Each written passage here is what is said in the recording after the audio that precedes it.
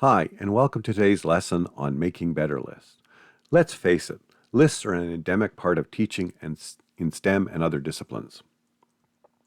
We have lists of characteristics, we have lists of processes, we have lists with definitions, we even have lists of lists.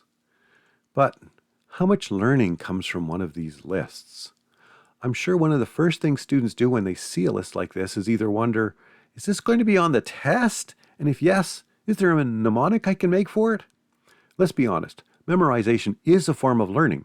It may not be the type of deep learning you're looking for, but it is important. So if a mnemonic does exist, you should give it to the students to at least help them memorize the items.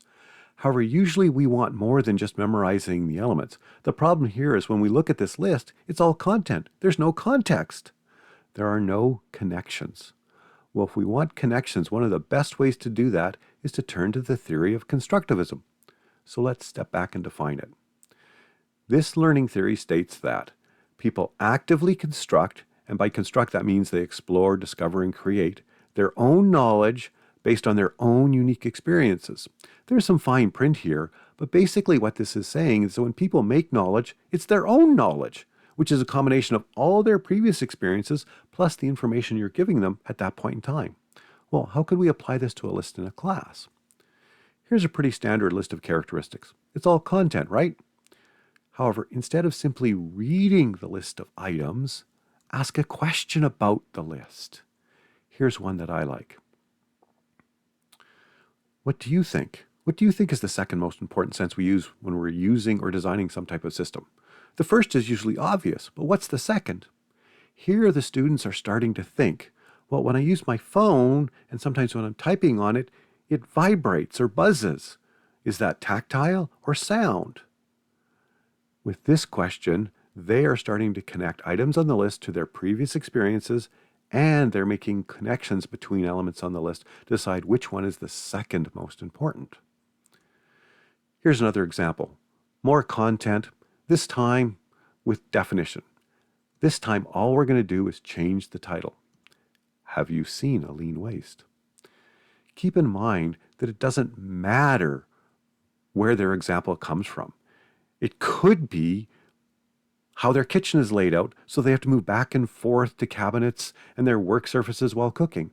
That's a lean waste of unnecessary motion. Or it could be how they have to wait a long time for approval when planning a conference trip. That's a lean waste of unnecessary waiting. These answers create connections to previous experiences. Why do these questions work, though?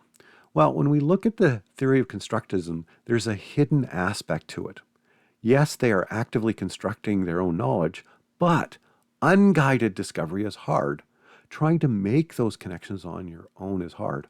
All these questions do is kickstart the process, helping to create connections, constructing learning. There's some tricks here, of course. First, it doesn't matter what they answer. They are actively making connections. So it doesn't matter what the second most important element is. We really don't care. We care that they're making connections to begin. 2, it doesn't matter if these first connections are to personal examples. I used an example of a kitchen. Sure, it's awesome if they can connect it to industry or manufacturing, which is where lean lives. But to begin with, our initial connections being elsewhere is totally fine. 3, I asked about the second most important to encourage deeper discovery. The first is usually obvious, which is why we often go with the second, or hardest in the case of a process. So next time you feel the urge to make a list, whether it's characteristics or processes or definitions or exceedingly long lists, make a constructivist list instead. Ask a question about the list, connecting it to prior learning. Do something to help them construct better lists. Thank you. We hope you enjoyed this micro lesson.